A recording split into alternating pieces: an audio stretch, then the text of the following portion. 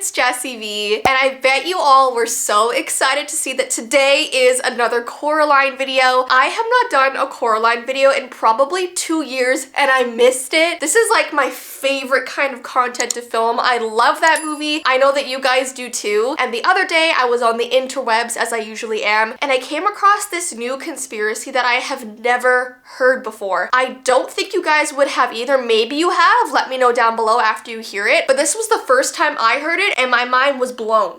It was crazy to me. So I'm gonna get into that in just a moment, but before I get started, I have a very exciting announcement. I have created my own virtual world. It's called Jessii Vee World. I did this with the help of Moot, and I am so excited for you guys to come and join me in this world. It's basically like a home for all of my Vee team members. In this home that I've created, you'll be able to meet other fans, you'll be able to talk about everything strange and unusual, you'll be able to gather for special events like watch parties, Q&A, you'll be able to hang out with me. I really wanted to build a community where no one feels like they are alone. And it's so cool because everyone gets an avatar, and I'm giving early access to this world to the first 500 people that enter on February 12th at 5 p.m. EST. So the waitlist is now open for you guys. I will put a link down below in the description. I'll also pin a comment for you. The website is jessiivee.world.co, and all you have to do is enter your email and then you're officially on the waiting list. I haven't even told you guys the best part about all of this yet. So the first 500 people that enter the world at 5 p.m. EST on the 12th get to have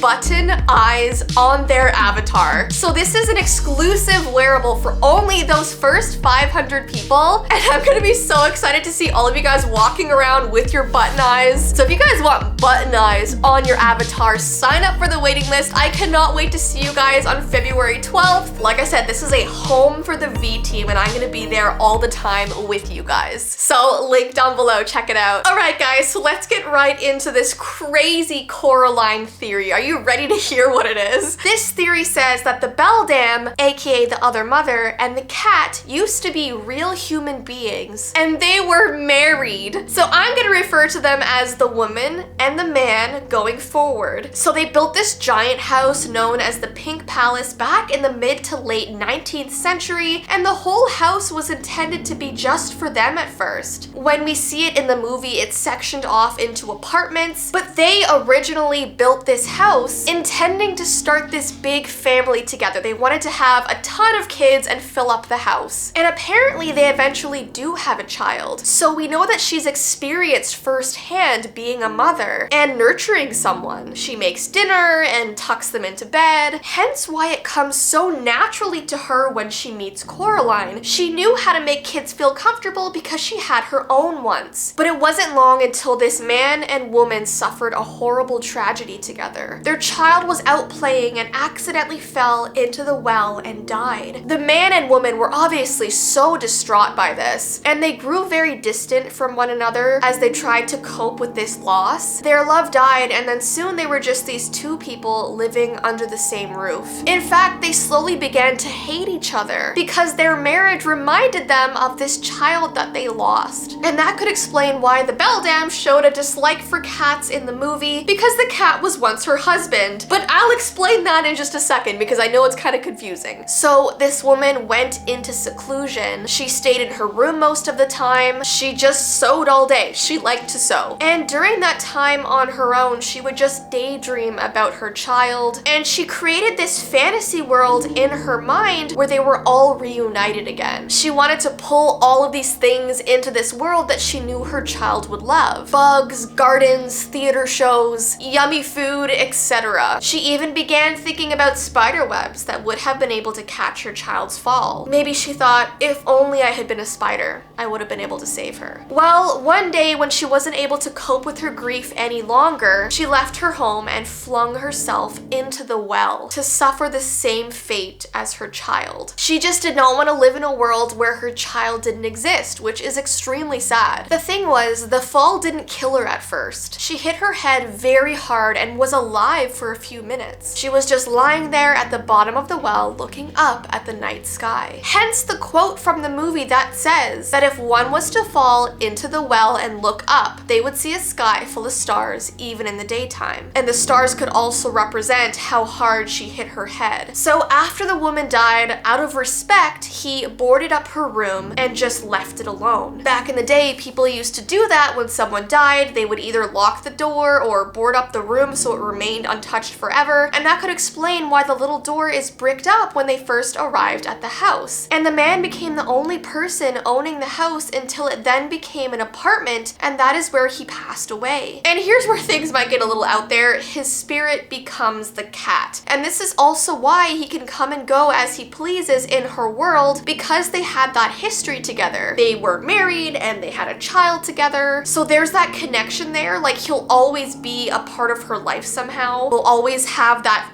attachment even though they hate each other. The thing is, they both reacted to the death of their child in different ways. They handled their grief in different ways. The beldam craves children because she lost hers. So she lures kids into this afterlife realm of hers so she can have their company forever. She wanted this house that she built to end up being filled with kids like they originally planned. And them accepting the buttons represents them agreeing to stay there with her forever. But maybe she's never satisfied with the ones that she keeps because none of them are ever going to be exactly like her child. And her monstrous appearance could also represent the ugliness of her grief. And maybe Coraline reminds her of her daughter the most because Coraline loves adventure. Her daughter was clearly exploring when she fell into the well. But the husband, on the other hand, who is now the cat, is just the polar opposite. He wants to save kids because of what he went through with his daughter. He wants to protect them and keep them safe. And that's why the beldam and the cat butts heads so much, because they just don't agree on what the other one is doing, if that makes sense. And going back to the well, there's a ring of mushrooms around it which represents a fairy circle. And I've done a couple videos on fairy circles, and they are thought to lead you into another world when you step into them. So there are some theories speculating that the well is actually the main portal to the other world. Hence why the other mother was transported into this dream realm of hers after she fell into it. And like I said, evidence for this is when YB says that if you fell to the bottom and looked up, you would see a sky full of stars in the middle of the day. The other world is set at night with a sky full of stars. But if that theory is true, then Coraline gave the other mother the key at the end of the movie. So what do you guys think about this crazy theory about the beldam and the cat once being married? They had a kid together, lost that kid. Like, it's a really interesting theory, but I think if you take in all the aspects of the movie, it doesn't quite make the most sense. I feel like it leaves a lot of plot holes, a lot of questions. But the reason why I wanted to make this video is because no matter how crazy the theory is, I love them. I love how creative they get. I love talking about them, hearing about them. So let me know your thoughts down below. And if you have a theory that I have never covered before, please comment it because I would love to make Coraline videos forever. I want them to never stop.